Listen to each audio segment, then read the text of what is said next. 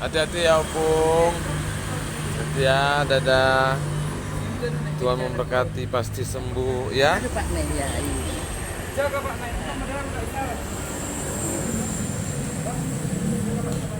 Hati-hati ya Opung, kesumbul ya. Aduh, ya Tuhan pasti maha melihat dan mendengar ya. Sembuh ya Opung, amin amin amin.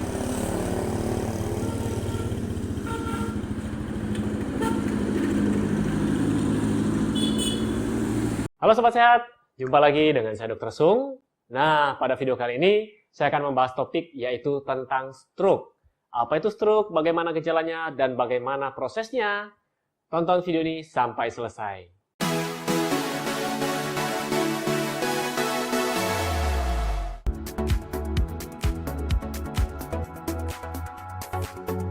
Ya, Sobat Sehat, sebelum Anda menonton video ini lebih lanjut, saya beri waktu Anda semua untuk silakan subscribe video ini. Oke, kalau sudah kita mulai. Stroke adalah kondisi yang terjadi ketika pasokan darah ke otak itu terganggu atau berkurang. Nah, di dalam tubuh kita terdapat sistem peredaran darah yang berfungsi menyalurkan darah ke seluruh organ, bahkan sampai ke tingkat sel. Nah, apa yang terjadi kalau organ tersebut kurang mendapatkan suplai darah? Nah, dalam kasus ini yang kita bahas adalah otak, ya, karena kita bahas stroke yaitu otak. Nah, ketika otak ini tidak mendapatkan suplai darah yang cukup, maka sel-sel otak akan mati. Dan tentu saja gejalanya akan bervariasi pada setiap orang.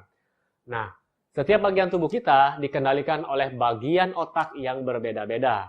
Nah, tentu saja hasilnya atau gejalanya pada setiap orang itu juga akan berbeda-beda, tergantung area mana atau bagian mana dari otak kita yang rusak, dan tergantung seberapa parah kerusakan tersebut. Gejala stroke pada setiap orang itu berbeda-beda. Seperti tadi yang saya sebutkan, tergantung dari area mana yang rusak, ya, tergantung dari area mana yang terserang. Dan umumnya gejala ini muncul secara tiba-tiba. Untuk memudahkan Anda semua, ada singkatannya, ya, untuk gejala stroke ini ada 3 utama. Yang pertama adalah F. Jadi FAS, yang pertama adalah F. F yang pertama adalah face, yaitu wajah. Jadi Anda bisa melihat wajahnya. Dan ketika Anda suruh senyum, maka wajah satu sisi akan lumpuh, ya, atau mengalami kelemahan. Jadi senyumnya akan asimetris. Mungkin kelihatan seperti perot, ya. Nah, atau disuruh menutup mata atau membuka mata akan berbeda salah satu sisinya. Dan gejala ini mirip dengan gejala Bell palsy. Kemudian diikuti dengan yang kedua, FAS, ya. Yang kedua adalah A. Nah, A ini adalah arm atau lengan. Jadi Anda coba perhatikan lengan dan tungkai kakinya. Jadi lengan dan kaki itu akan mengalami kelumpuhan atau kelemahan pada satu sisi saja, ya. Jadi selain mengalami kelemahan atau kelumpuhan, bisa juga mengalami yang namanya mati rasa. Dan ketika diraba di bagian tangan atau bagian kaki, itu tidak terasa atau seperti kebas, ya. Kemudian S yang ketiga adalah speech atau cara berbicara. Nah, ketika berbicara, mereka yang terserang stroke ini akan telo. Jadi mereka akan kesulitan berbicara, kemudian mereka juga akan kesulitan untuk menelan makanan atau meminum sesuatu. Nah, sebaiknya ketika Anda menemukan orang atau keluarga Anda mungkin atau teman Anda yang mengalami serangan stroke, jangan langsung diberikan minum. Jadi perhatikan dulu, jangan sampai ketika mereka kesulitan untuk minum, akhirnya air tersebut bukannya masuk di saluran pencernaan, tapi di saluran pernapasan. Dan ini akan berakibat fatal. Ya, jadi selain 3 gejala utama tadi yang FAS, Anda juga bisa menemukan gejala-gejala yang lain. Mungkin ini bisa terjadi. Yang pertama, pasien akan mengalami mual, muntah, kemudian pada saat serangan juga terjadi kepalanya pusing atau nyeri kepala. Ya, biasa mereka bilang, oh saya vertigo. Kemudian terjadi gangguan keseimbangan, jalannya sempoyongan ya, seperti orang mabuk. Tapi bukan mabuk, karena yang diserang adalah bagian otak. Kemudian bisa terjadi gangguan penglihatan atau penglihatan ganda.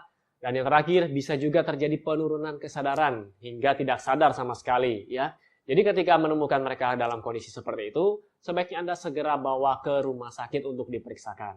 Oke, lalu apa penyebab stroke, dok? Nah, berdasarkan penyebabnya, stroke ini dibagi menjadi 2. Jadi yang pertama adalah stroke iskemik dan yang kedua adalah stroke hemorrhagic. Kita bahas dulu yang pertama, stroke iskemik. Stroke iskemik ini merupakan stroke yang paling banyak terjadi, ya. Nah, stroke iskemik ini terjadi karena penyumbatan di pembuluh darah yang bertugas membawa oksigen dan nutrisi ke otak. Jadi pembuluh darah itu seperti selang seperti ini, dan ketika tersumbat, maka aliran darah akan tentu saja berkurang. Otomatis oksigen yang dibawa, nutrisi yang dibawa itu akan berkurang untuk sampai ke otak. Ya. Lalu stroke iskemik sendiri dibagi lagi menjadi dua, yaitu stroke trombotik dan stroke embolik. Nah, stroke trombotik ini terjadi karena adanya gumpalan darah pada arteri yang memasok nutrisi dan oksigen ke otak. Gumpalan darah ini disebabkan karena penumpukan lemak atau yang kita sebut dengan plak arteriosklerosis dan menyebabkan penurunan aliran darah menuju ke otak. Sedangkan pada stroke embolik, gumpalan tersebut bukan berasal dari arteri atau pembuluh darah di otak, melainkan di bagian lain yang terlepas dan akhirnya terbawa menuju ke otak. Itulah yang disebut dengan stroke embolik. Lalu yang kedua adalah stroke hemorrhagic ya. Tadi ada yang pertama stroke iskemik, kemudian yang kedua ini stroke hemorrhagic. Stroke hemorrhagic ini terjadi ketika pembuluh darah arteri di otak itu mengalami pecah ya. Nah, ini bisa dipicu oleh berbagai faktor. Yang pertama hipertensi, tekanan darah yang terlalu tinggi, akhirnya pembuluh darah tersebut pecah. Kemudian ada aneurisma. Jadi aneurisma itu pembuluh darahnya itu berbentuk seperti balon dan mengalami kelemahan sehingga itu mudah sekali terjadinya pecah pembuluh darah. Kemudian ada juga faktor karena penggunaan obat-obatan antikoagulan. Ini juga dapat menyebabkan pecahnya pembuluh darah. Lalu untuk stroke perdarahan atau stroke hemorrhagic tadi, itu pun dibagi menjadi dua lagi. Yang pertama adalah perdarahan intracerebral, di mana pembuluh darah arteri pada otak itu pecah dan menumpahkan darahnya ke jaringan otak. Akhirnya dapat merusak sel otak itu sendiri.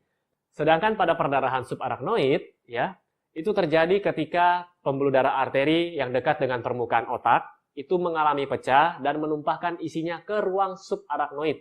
Jadi di kepala kita, di otak kita, permukaan di atasnya ada lapisan, kemudian ada rongga yang berbatasan dengan tulang tengkorak, itu namanya ruang subarachnoid. Jadi ketika itu pecah, darahnya akan tertampung di ruang subarachnoid. Lalu selain dua jenis stroke tadi, ada lagi namanya TIA atau kita bilang dengan stroke ringan. TIA ini merupakan singkatan dari Transient Ischemic Attack. Jadi stroke ringan, stroke yang berlangsung kurang dari 24 jam, bahkan hanya beberapa menit, mungkin sekitar 5 menit, 10 menit. Jadi gejalanya itu akan hilang dengan sendirinya. Nah, biasanya TIA ini tidak akan menyebabkan kerusakan yang permanen pada otak. Namun harus diwaspadai dan sebaiknya Anda tetap mengubah pola hidup Anda.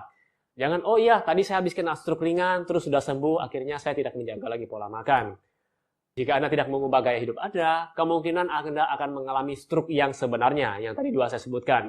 Stroke iskemik dan stroke hemorrhagic. Oke, kemudian ada beberapa faktor resiko juga yang dapat menyebabkan Anda mengalami serangan stroke. Oke, kemudian kita lanjutkan. Jadi ada beberapa faktor yang dapat meningkatkan terjadinya resiko stroke. Yang pertama adalah faktor kesehatan. Jadi berbagai penyakit juga dapat meningkatkan resiko terjadinya stroke seperti diabetes, obesitas, penyakit jantung, kemudian pernah mengalami serangan TIA sebelumnya atau Transient Ischemic Attack yang saya sudah jelaskan sebelumnya, ya. Kemudian mereka-mereka juga yang mengalami sleep apnea.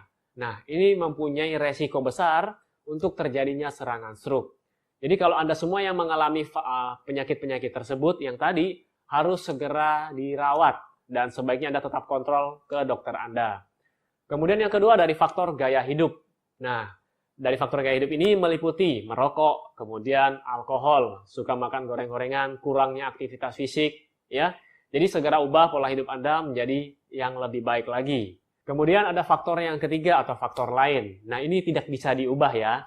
Jadi yang pertama adalah faktor usia, ya. Jadi semakin hari umur kita semakin bertambah, ini tidak bisa kita ubah. Kemudian faktor genetik, ini juga tidak bisa kita ubah. Tapi faktor-faktor yang sebelumnya kita bisa ubah, kita bisa perbaiki. Oke. Terus apa yang harus saya lakukan ketika ada keluarga saya yang terkena stroke?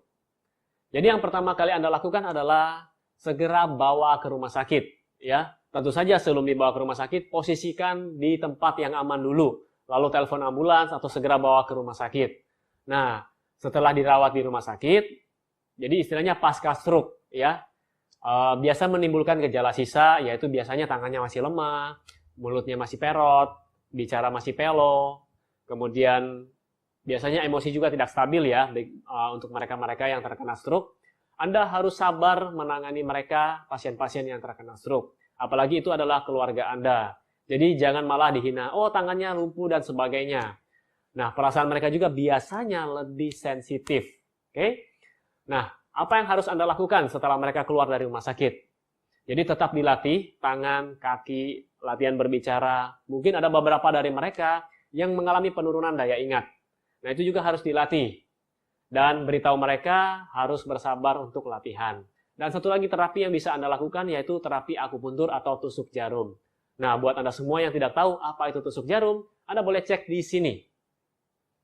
Dan buat sobat sehat yang sedang mencari produk-produk yang mendukung gaya hidup sehat, Anda bisa kunjungi boxsehat.com. Nah, boxsehat.com ini merupakan salah satu e-commerce yang menyediakan produk-produk yang mendukung gaya hidup sehat. Oke, sampai jumpa di video saya selanjutnya. Salam hebat luar biasa.